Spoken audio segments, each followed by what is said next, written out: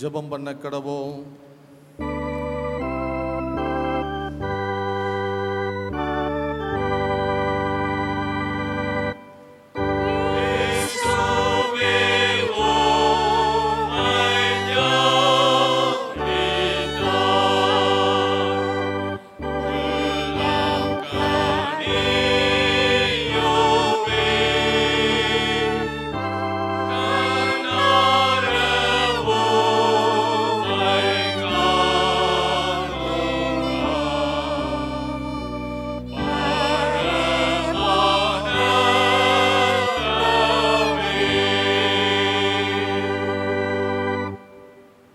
பரிசுத்தமும் இரக்கத்தில் ஐஸ்வர்யமுள்ள எங்கள் அன்பின் நல்ல ஆண்டவரே, உம்மை துதிக்கிறோம், ஸ்தோத்திரிக்கிறோம்.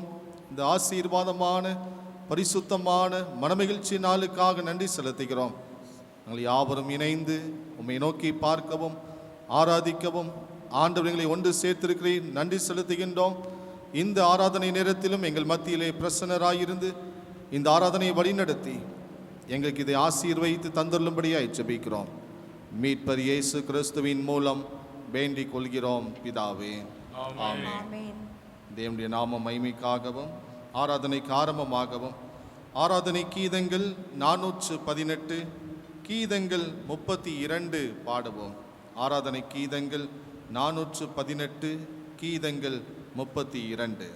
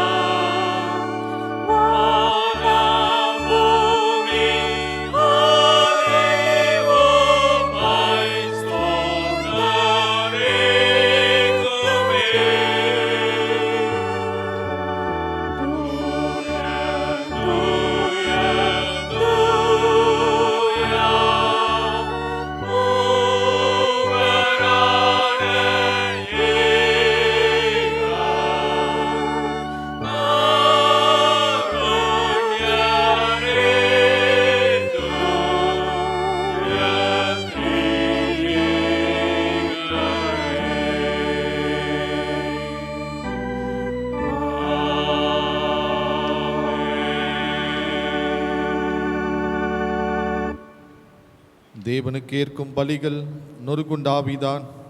தேவனே, நொறுங்குண்டதும் நறுங்குண்டதுமான இருதயத்தை நீர் புறக்கணியீர். உங்கள் வஸ்திரங்களை அல்ல, உங்கள் இருதயங்களை கிழித்து உங்கள் தேவனாகிய கர்த்தரிடத்தில் திரும்புங்கள். அவர் இரக்கமும் மன உருக்கமும் நீடிய சாந்தமும் மிகுந்த கிருபையும் உள்ளவர். அவர் தீங்குக்கு மனஸ்தாபப்படுகிறவருமாயிருக்கிறார். நமக்கு பாவமில்லை என்போமானால் நம்மை நாமே வஞ்சிக்கிறவர்களாயிருப்போம். சத்தியம் நமக்குள் இராது. நம்முடைய பாவங்களை நாம் அறிக்கையிட்டால் பாவங்களை நமக்கு மன்னித்து எல்லா அநியாயத்தையும் நீக்கி நம்மை சுத்திகரிப்பதற்கு கர்த்தர் உண்மையும் நீதியும் உள்ளவராயிருக்கிறார். பிரியமான சகோதர சகோதரிகளே, நம்முடைய பரமபிதாவாகிய சர்வவல்லமை தேவனுடைய அளவில்லாத தயவினாலும் இரக்கத்தினாலும் பாவ மன்னிப்பை பெறுவதற்காக நாம் செய்த பலவிதமான பாவங்களையும் அக்கிரமங்களையும் அவர் சந்நிதியில் மாயமாய் மறைத்து கொள்ளாமல் பணிவும் தாழ்மையும் துக்கமும் கீழ்ப்படிதலும் உள்ள இருதயத்தோடு அறிக்கையிட வேத வசனம் பற்பல வாக்கியங்களில் நம்மை ஏவுகிறது. நாம் இக்காலத்திலும் தேவனுக்கு முன்பாக நம்முடைய பாவங்களை மனத்தாழ்மையாக இருக்கின்றது வேண்டுமென்றி அவருடைய திருக்கரங்களினாலே நாம் பெற்றுக்கொண்ட மேன்மையான உபகாரங்களுக்காக ஸ்தோத்திரம் செலுத்தவும் மிகவும் சிறந்த அவருடைய புகழை பிரஸ்தாபம் பண்ணவும் அவருடைய மகா பரிசுத்த வசனத்தை கேட்கவும் நம்முடைய சரீரத்துக்கும் ஆத்மாவுக்கும் தேவையானவைகளுக்காக வேண்டிக் கொள்ளவும் நாம் கூடி வந்திருக்கிற தருணத்தில் பாவங்களை அறிக்கையிடுவது நமது விசேஷித்த கடமையாயிருக்கிறது. ஆகையால் இங்கே இருக்கிற நீங்கள் யாவரும் சுத்த இருதயத்தோடும் தாழ்ந்த சத்தத்தோடும் பரம கிருபாசனத்தண்டையில் என்னுடனே கூட சேர்ந்து நான் சொல்லுகிற பிரகாரம் சொல்ல உங்களை வேண்டிக் கொள்கிறேன். ஜெபம் பண்ண கடவோம். சர்வ வல்லமையும் மிகுந்த இரக்கமும் உள்ள பிதாவே, தப்பிப்பு நாடுகளைப் போல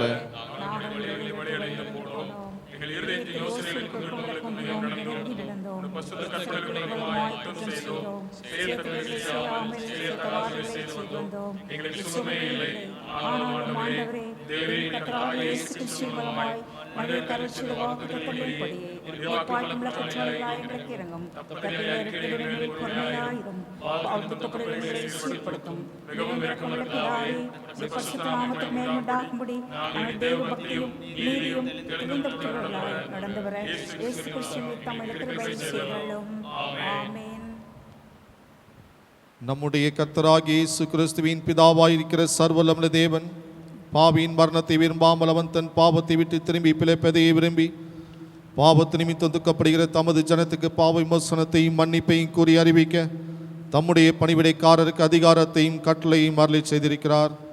மெய்யாய் மனம் திரும்பி தமது பரிசுத்த சுவிசேஷத்தை உண்மையாய் விசுவாசிக்கிற யாவருக்கும் அவர் பாவங்களை மன்னித்து விமோசனம் செய்கிறார்.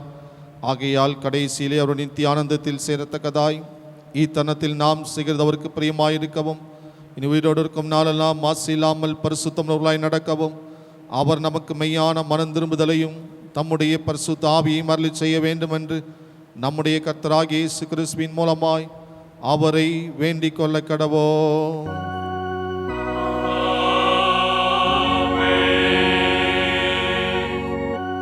பரமண்டலங்களில் இருக்கிற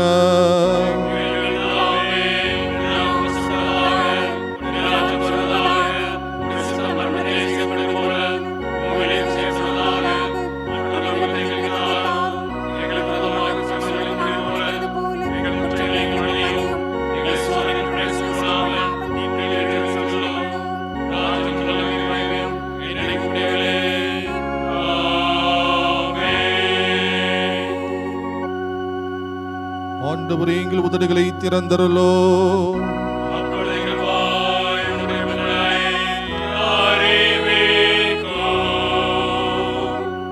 தேவனே, எங்களை இரட்சிக்க விரைவாய் வாரோ.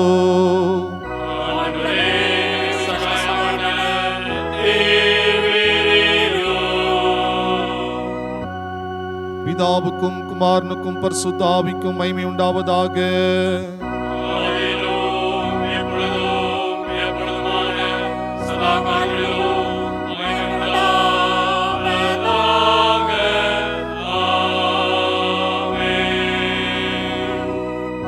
கர்த்தரை துதியுங்கள்.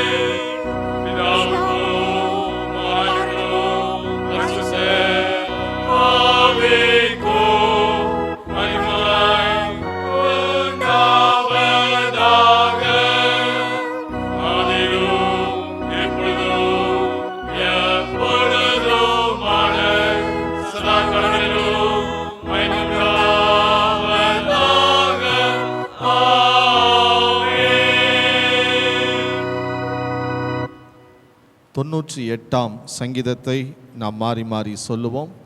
சங்கீதம் 98.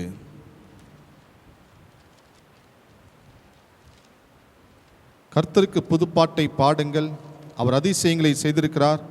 அவருடைய வலது கரமும் அவருடைய பரிசுத்த புயமும் ரட்சிப்பை உண்டாக்கினது.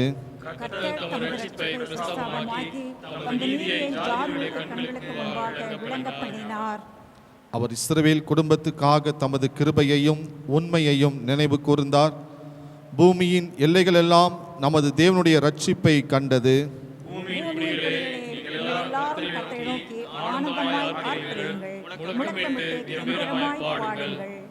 சுரமண்டலத்தால் கர்த்தரை கீர்த்தனம் பண்ணுங்கள், சுரமண்டலத்தாலும் கீத சத்தத்தாலும் அவரை கீர்த்தனம் பண்ணுங்கள்.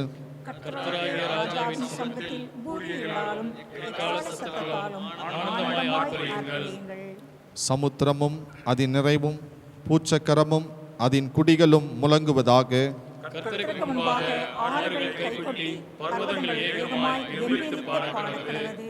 9வது வசனத்தை சேர்ந்து வாசிப்போம். அவர் பூமியை நியாயந்திருக்க வருகிறார், பூலோகத்தை நீதியோடும் ஜனங்களை நிதானத்தோடும் நியாயந்திருப்பார்.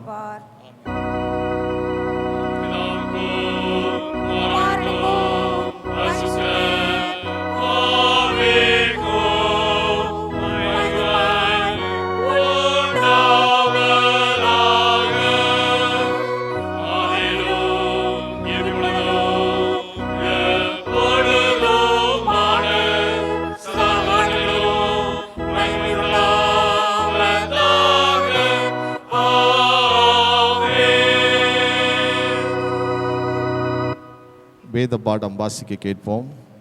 வாசிக்கும்படியாக குறிக்கப்பட்ட திருமுறை பகுதி மத்தேயு எழுதின சுவிசேஷம் 28ஆம் அதிகாரம் 19ஆம் வசனம் முதல் அடங்கிய கடவுளின் வார்த்தையை கேளுங்கள்.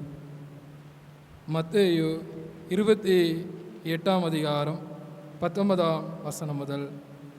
ஆகையால் நீங்கள் புறப்பட்டு போய் சகல ஜாதிகளையும் சீசராக்கி பிதா குமாரன் பரிசுத்த ஆவியின் நாமத்தினாலே அவர்களுக்கு ஞானஸ்நானம் கொடுத்து நான் உங்களுக்கு கட்டளையிட்ட யாவையும் அவர்கள் கை கொள்ளும்படி அவர்களுக்கு உபதேசம் பண்ணுங்கள்.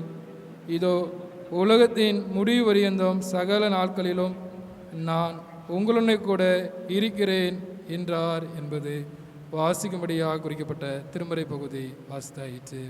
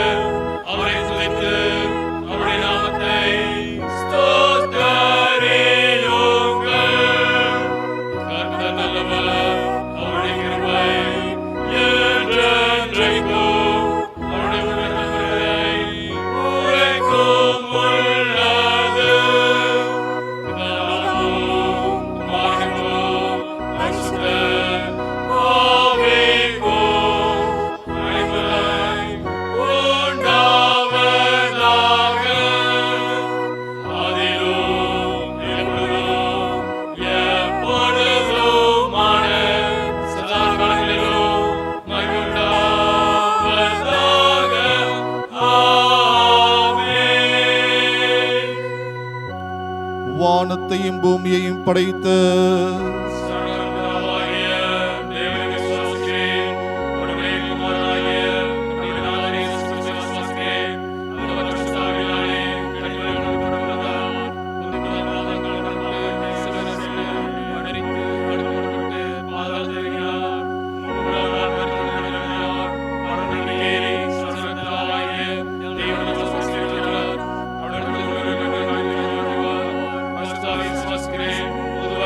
Amen.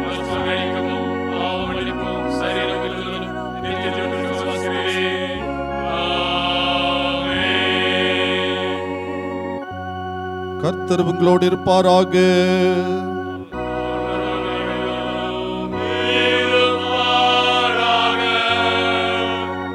ஜெபம் பண்ண கடவோம்.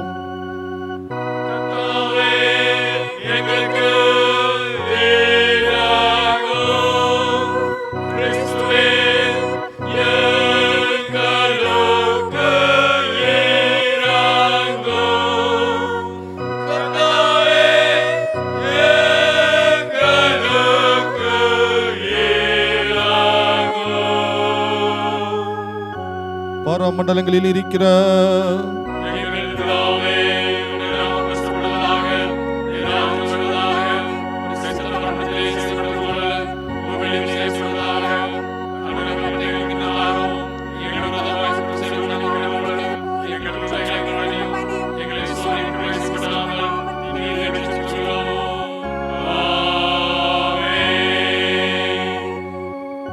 கர்த்தாவே, உம்முடைய இரக்கத்தில் காண்பியோ.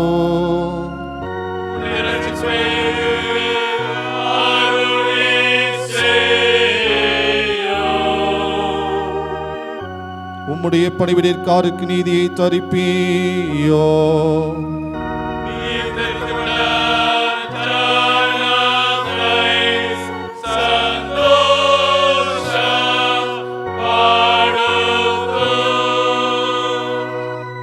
கர்த்தாவே, உம்முடைய ஜனத்தை இரட்சியோ.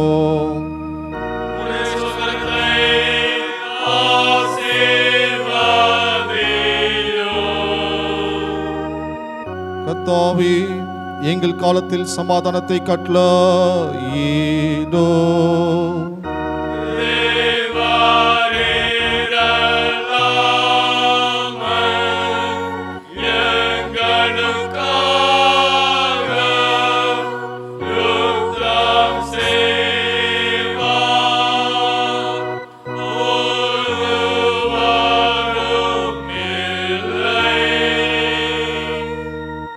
பராபரனே, எங்கள் இருதயத்தை சுத்திகாரியோ.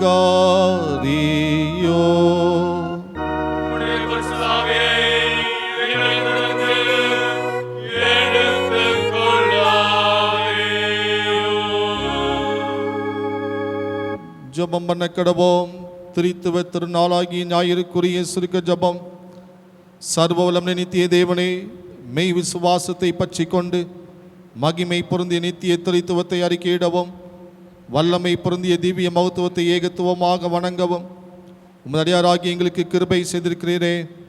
இந்த விசுவாசத்தில் எங்களை உறுதிப்படுத்தி இதற்கு விரோதமான யாவற்றிற்கும் எப்பொழுதும் எங்களை விலக்கி காப்பாற்ற வேண்டும் என்று சதா காலமும் ஒரே தேவனாக ஜீவித்த அரசாளுகிற உம்மை வேண்டிக் கொள்கிறோம்.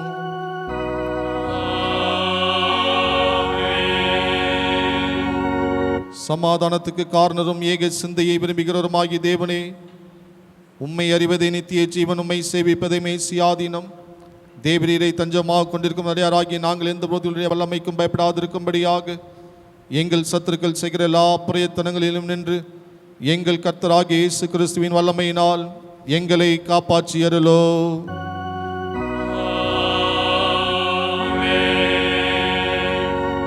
சர்வவல்லம் நித்திய தேவனே, இந்நாளும் வரை எங்களை சுகமாய் நடத்தி வந்த எங்கள் பரமபிதாவாகிய கர்த்தாவே, இந்நாளிலும் அது மிகுந்த வல்லமையால் எங்களை காப்பாற்றி நாங்கள் யாதொரு பாவத்திற்கு உட்படாமலும் எவ்விதமான மோசத்திலும் அகப்படாமலும் உமது பார்வைக்கு நீதியாயிருக்கிறதை எப்பொழுதும் செய்கிறதற்கு நாங்கள் செய்கிற எல்லாவற்றையும் ஆளுகையினாலே நடத்தி அருள வேண்டும் என்று எங்கள் கர்த்தராகிய இயேசு கிறிஸ்துவின் மூலமாய் வேண்டிக் கொள்கிறோம்.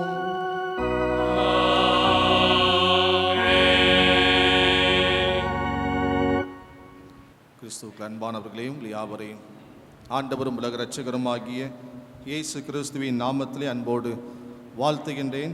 கர்த்தர் உங்களை ஆசீர்வதிப்பாராக. இந்த வாரத்திலே நம்முடைய திருச்சபையிலே பிறந்த நாள் மற்றும் திருமண நாளை கொண்டாடுகிற திருச்சபையின் பிள்ளைகளின் பெயர்களை வாசிக்கிறேன். பிறந்த நாளை கொண்டாடுவோர்: ஜூன் 7ஆம் தேதி டெஃபில்டா பெலிக்சன், ஜூன் 9ஆம் தேதி திரு ராஜேந்திரன், 10ஆம் தேதி செல்வியே ஜெமிமா ஏஞ்சல், 11ஆம் தேதி செல்வன் ஜே ஜோயல் ஹாரிஸ், 13ஆம் தேதி திரு எஸ் சுரேஷ்குமார், திருமதி ஐ. யோகமணி பாக்கிய செல்வி இன்பநாதன். திருமண நாளை ஆசரிப்போர் 9ஆம் தேதி திரு GL ராஜேந்திரன் திருமதி ஆர். கிறிஸ்டி தம்பதியினர். 13ஆம் தேதி திரு அலெக்ஸ் திருமதி ரூத் செல்வி மரகதம் தம்பதியினர். பிறந்த நாள் மற்றும் திருமண நாளை ஆசரிக்கிற திருச்சபையின் பிள்ளைகளை அன்போடு வாழ்த்துகின்றோம். இவர்களுக்கான வாக்குத்தத்த வசனம் சங்கீதங்களின் புஸ்தகம் 91ஆம் சங்கீதம் 16ஆம் வசனம். நீடித்த நாட்களால் அவனை திருப்தியாக்கி என் ரட்சிப்பை அவனுக்கு காண்பிப்பேன். இவர்களை வாழ்த்தி பாடுவோம்.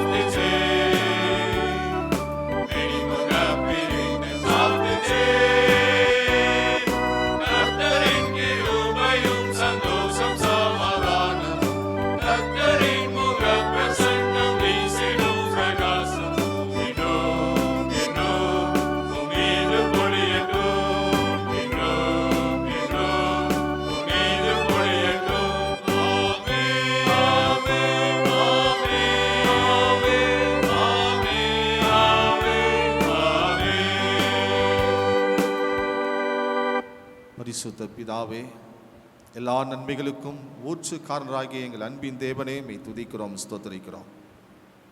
என்னுடைய திருச்சபையின் மக்களை இம்மட்டும் நீர் ஆசீர்வதித்து வருகிறீர். புதிய ஆண்டை நீர் காண செய்கிற தயவுக்காக நன்றியோடு மெய் துதிக்கிறோம். புதிய பிறந்து ஆண்டு திருமண ஆண்டை கொண்டாடுகின்ற பிள்ளைகளை உம்முடைய சமூகத்திலே அர்ப்பணித்து ஜெபிக்கிறோம். ஆண்டவர் புதிய நன்மைகளையும் புதிய கிருபைகளையும் புதிய ஆசீர்வாதங்களையும் தந்து நீர் வழிநடத்தும்படியாய் ஜெபிக்கிறோம்.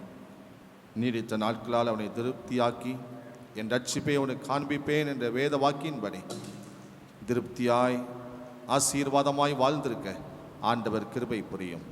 மீட்பர் இயேசு கிறிஸ்துவின் மூலம் வேண்டிக் கொள்கிறோம் பிதாவே, ஆமென். மீண்டும் தேவனுடைய நாம மகிமைக்காகவும் தேவனுடைய வார்த்தையை கேட்பதற்கு ஆயத்தமாகவும் ஆராதனை கீதங்கள் 538, கீதங்கள் 320 பாடவும். ஆராதனை கீதங்கள் 538, கீதங்கள் 320.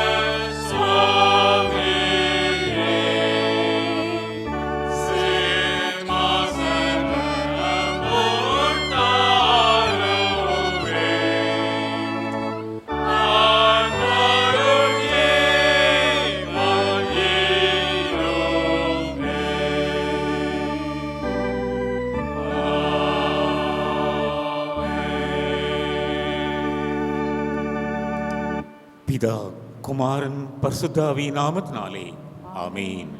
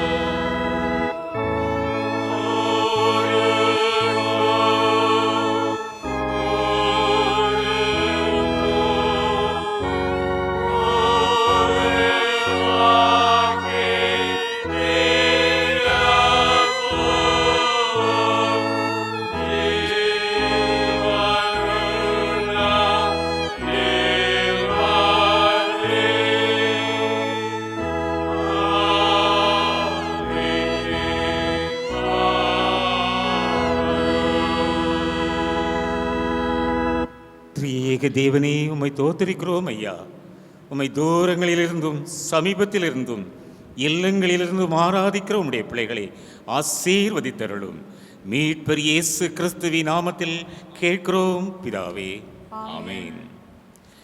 கர்த்தருடைய பரிசுத்த பிள்ளைகளே, கிருபைநாதர் ஆலயத்திலிருந்து உங்களை வாழ்த்துவதில் பெருமகிழ்ச்சி அடைகிறேன். இந்த நாள் தெய்வத்துவத்தை பற்றிய, ஏகத்துவத்தை பற்றிய, தேவனாகிய கர்த்தர் சர்வ வல்லவர் என்பதை தியானிக்கும் ஒரு தியானம்.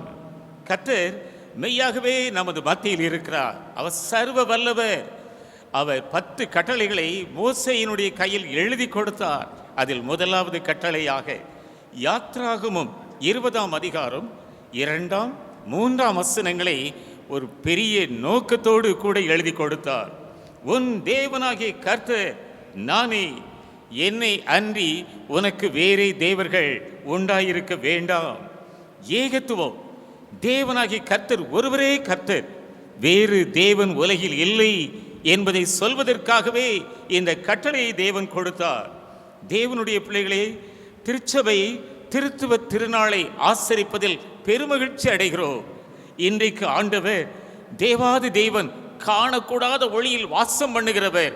தூரத்தில் இருக்கிறவர் போல் மனிதன் நினைப்பானே, இவனை நான் நேசிக்கிறவன், இவனை எப்போது நான் நேசிக்க வேண்டுமே என்று சொல்லி அகில உலகத்தையும் படைத்த தேவாதி தேவன் மனு குலத்துக்காக, மனிதனை சந்திப்பதற்காக அநேக அதிசயங்களை செய்தார்.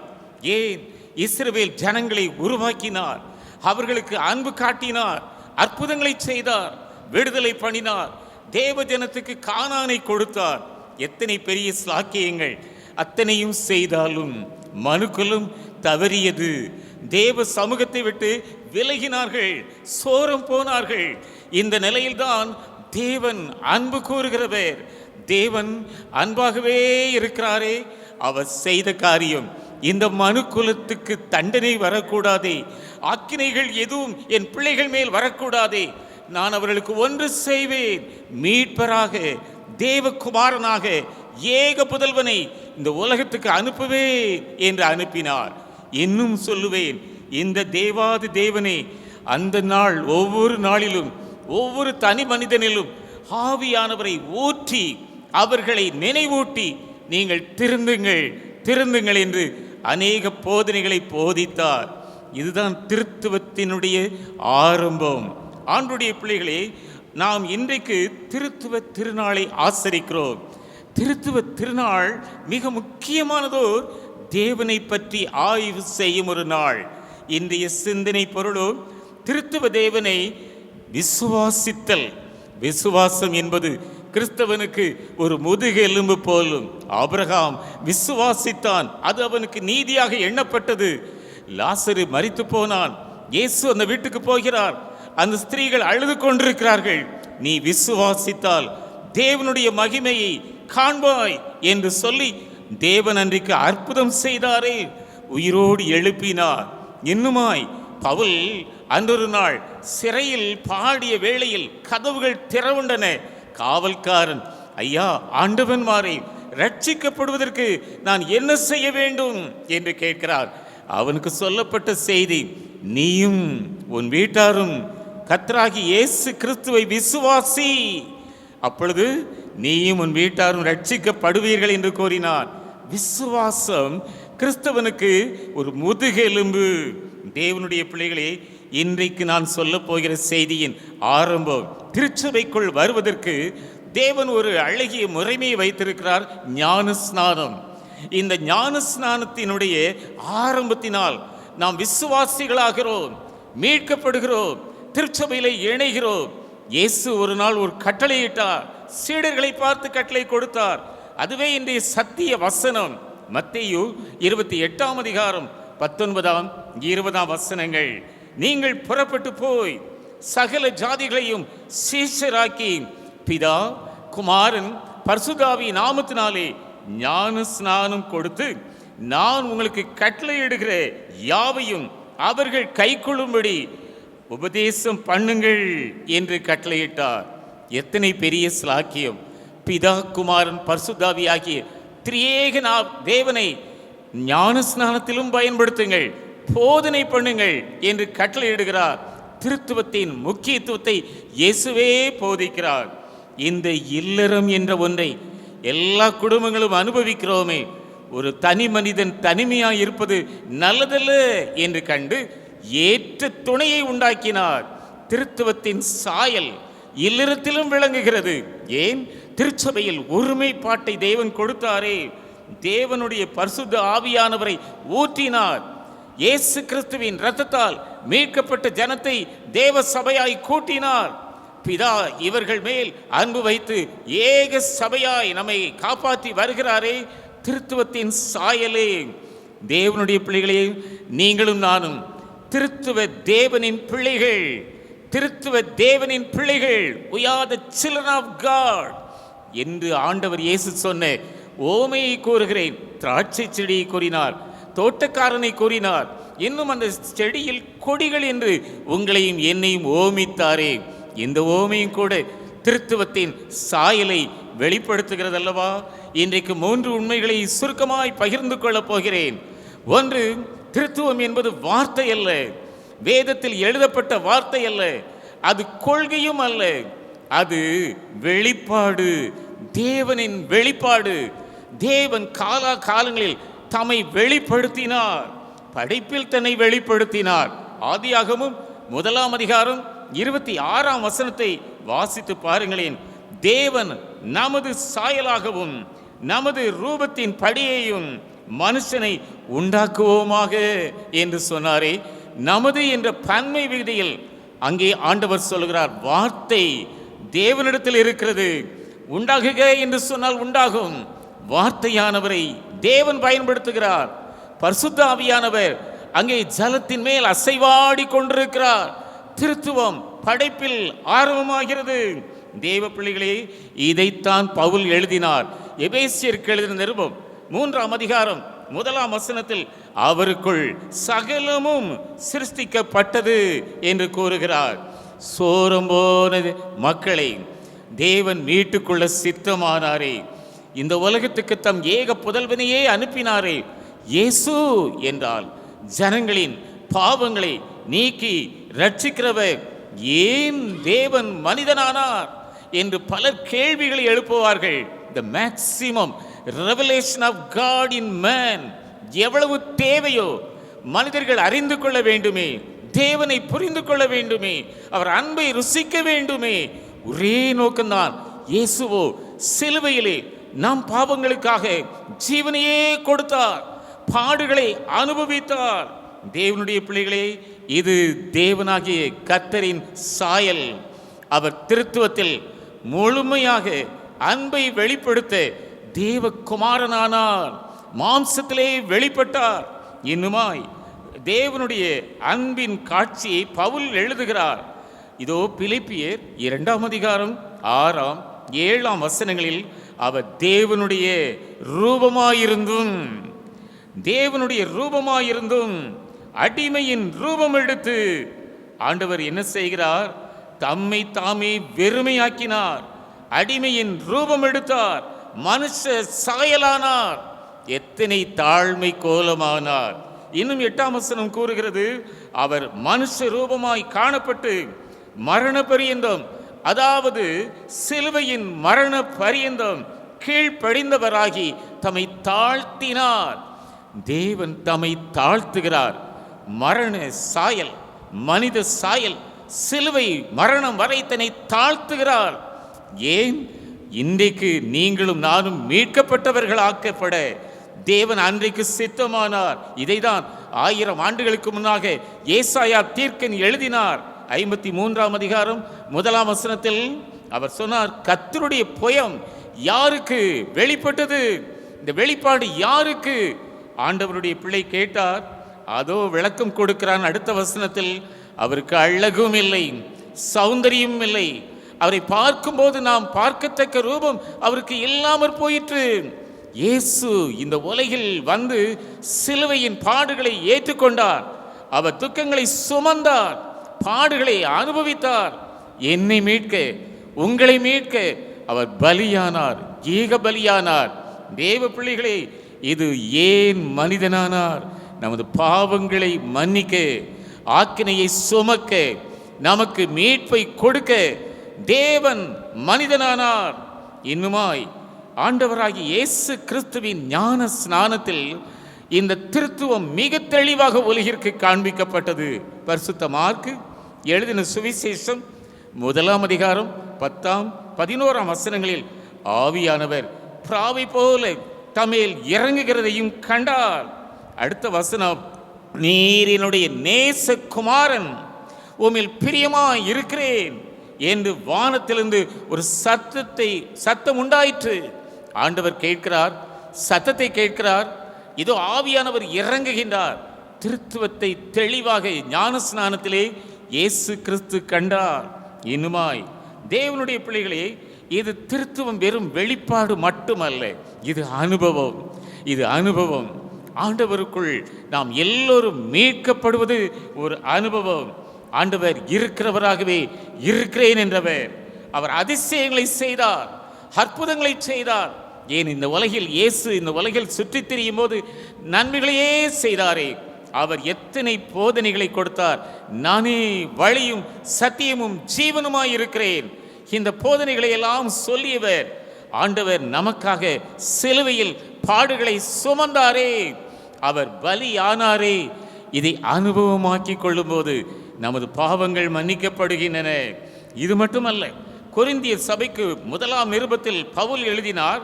15ஆம் அதிகாரம் 22ஆம் வசனத்தில், ஆதாமுக்குள் எல்லாரும் மரிக்கிறது போல கிறிஸ்துவுக்குள் எல்லாரும் உயிர்ப்பிக்கப்படுவார்கள். இதுவல்லவா கிறிஸ்தவ வாழ்க்கை. உயிர்ப்பிக்கப்படும் ஒரு அனுபவம் உண்டு. இயேசுவோடு நாம் ஒரு நாள் உயிரோடு எழும்புவோம். இன்னும் அதே அதிகாரம் 49ஆம் வசனம் கூறுகிறது, வானவரின் சாயலையும் அணிந்து கொள்வோம், நாமும் மறுரூபமாக்கப்படுவோம். எத்தனை பெரிய ஸ்லாக்கியம் தேவ பிள்ளைகளே!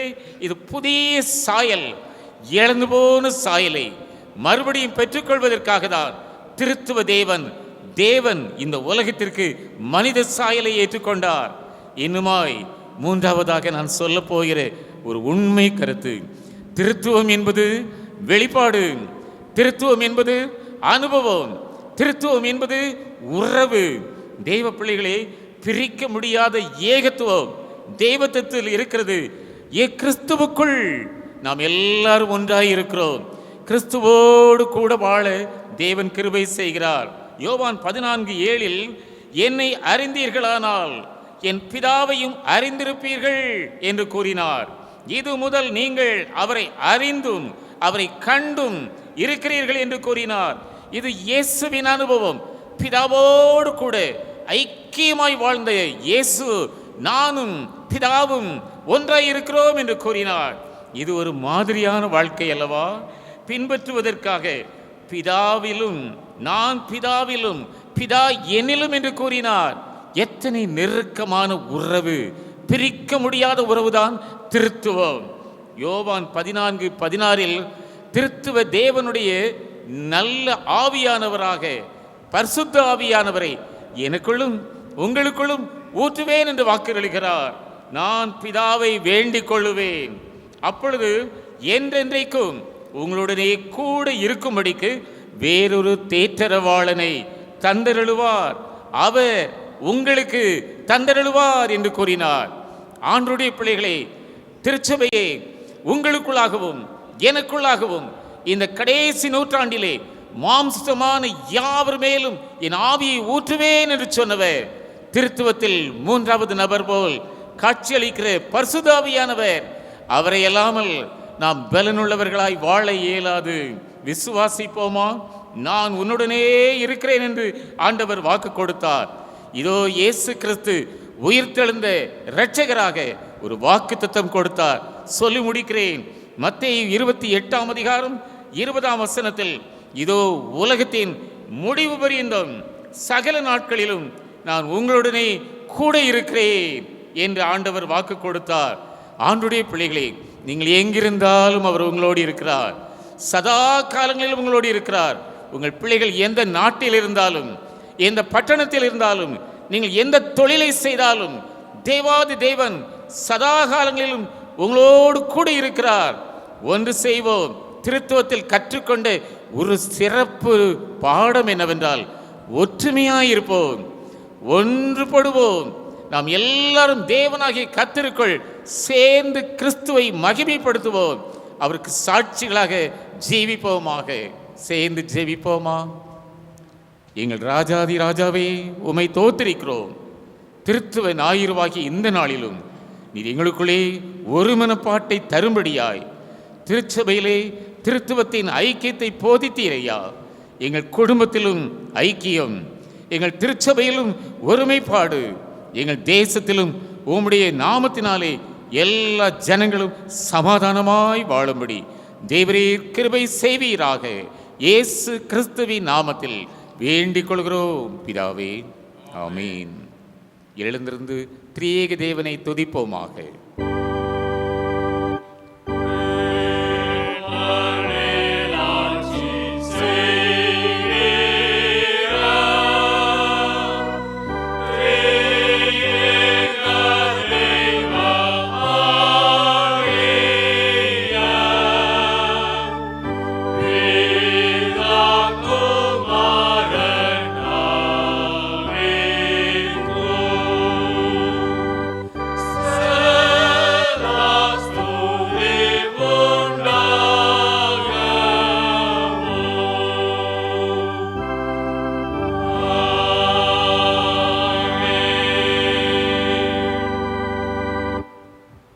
காணிக்கை பாடலாக ஆராதனை கீதங்கள் 5, கீதங்கள் 13 பாடுவோம். ஆராதனை கீதங்கள் 5, கீதங்கள் 13.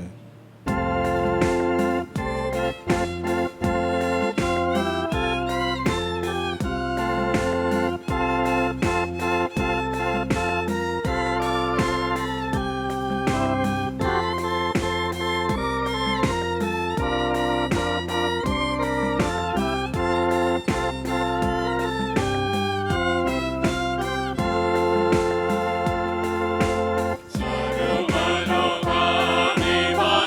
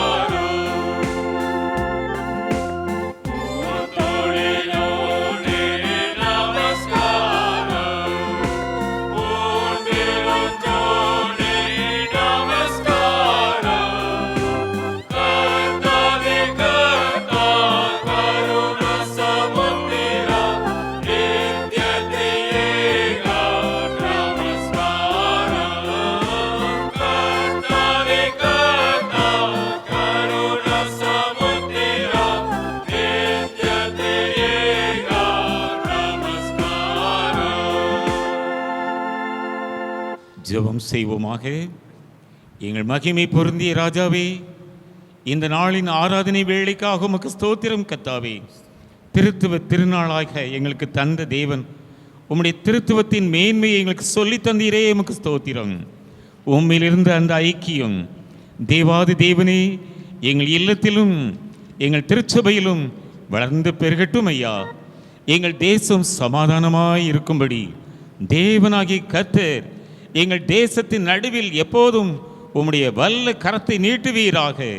தேவனே, இந்த நாட்களில் நீ சர்வ வல்லவர், நீர் அன்பு கூறுகிற தேவன் என்பதை நிரூபிக்கும்படியாய் எங்கள் தேசத்துக்குள்ளும் இறங்கி வாரும், எங்கள் பட்டணத்துக்குள்ளும் இறங்கி வாரும். தேவனே, உம்முடைய சுகமளிக்கும் வல்லமை, உம்முடைய பரிசுத்த கரங்களின் ஆசீர்வாதமான கரங்கள் இந்த வேளையிலே ஒவ்வொருவரையும் தொடுவதாக. தேவையுள்ள முதுமையானவர்களுக்காக ஜெபிக்கிறோம். பலப்படுத்தும் அப்பா. சுகவீனமாய் இருக்கிற பிள்ளைகளை குணமாக்கி அருளும். தேவனே, எந்தெந்த தொழில் செய்கிறவர்களாய் இருந்தாலும் தொழிலை வர்த்திக்க பண்ணுவமால் ஆகும் ஐயா. உம்முடைய பிள்ளைகளுடைய கைகளின் பிரயாசங்களை நீர் ஆசீர்வதித்தருளும். தேவனே, எங்கள் திருச்சபைக்காக விசேஷமாய் ஜெபிக்கிறோம். ஒவ்வொரு குடும்பத்துக்காக வேண்டிக் கொள்கிறோம். ஒவ்வொரு குடும்பத்தின் பிள்ளைகளுக்காக வேண்டிக் கொள்கிறோம். தூர நாடுகளிலோ தூர பட்டணங்களிலோ வாழ்கிற எங்கள் பிள்ளைகள் தேவனுடைய நேச கருத்துக்குள் அடிக்கலமாகவே இருக்கட்டும் ஐயா. தேவனே, உம்முடைய பிரசன்னத்தை நாங்கள் எப்போதும் நேசிக்கிறோம். உம்மை விட்டு நாங்கள் பிரியாதபடி செய்கிற தேவனே, எந்த விதத்திலும் தேவனே பவுலை போல சவாலான வாழ்க்கை வாழ எங்களுக்கு உதவி செய்தருளும். இந்த நாளிலும் உம்முடைய திரு கரத்தில் எங்கள் அனைவரையும் தாழ்த்தி ஒப்புக் கொடுக்கிறோம். எங்கள் பிள்ளைகளுடைய வருங்காலங்களை நீர் ஆசீர்வதியும். விசேஷமாய் தேர்வுகள் எழுதப் போகிற எங்கள் பிள்ளைகளுக்காக ஜெபிக்கிறோம் ஐயா.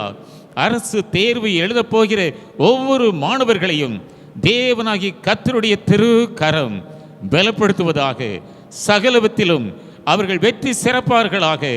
இன்னுமாய் ஒவ்வொரு மருத்துவமனையிலும் இருக்கிற பலவீனமான பாண்டங்களை நினைக்கிறோம். தேவனே, தேசத்தை விட்டு தொற்றை முற்றிலுமாய் அகற்றி போடும். எங்கள் தேசம் சுகமான தேசமாய் மாறட்டும். பருவமழையை தாரும் ஐயா, செழிப்பை தாரும். முன்மாறியாம் பின்மாறியாம் தேவனே, இந்த கடைசி காலங்களிலே திருச்சபையின் அனைவரையும் உம்முடைய ஆவியால் நிரப்பியருளும். பூரண சமாதானம், தெய்வீக சந்தோஷம் அனைவரையும் இன்றும் என்றும் நிரப்புவதாக. இரட்சகர் இயேசு கிறிஸ்துவின் நாமத்தில் ஜெபம் கேளும் பிதாவே.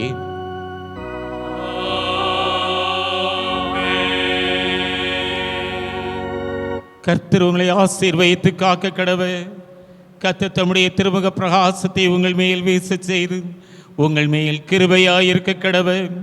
கர்த்தர் தம்முடைய முகத்தை உங்கள் மேல் பிரசன்னமாக்கி இப்பொழுதும் எப்பொழுதும் சகலவிதமான ஆசீர்வாதங்களையும் சகல நாட்களிலும் சம்பூரணமாய் கட்டளையிட கடவர்.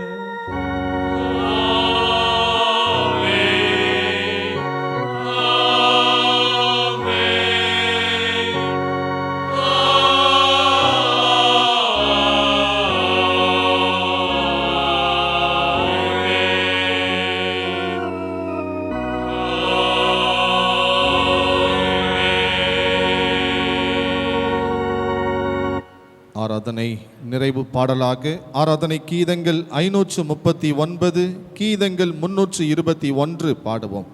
ஆராதனை கீதங்கள் 539.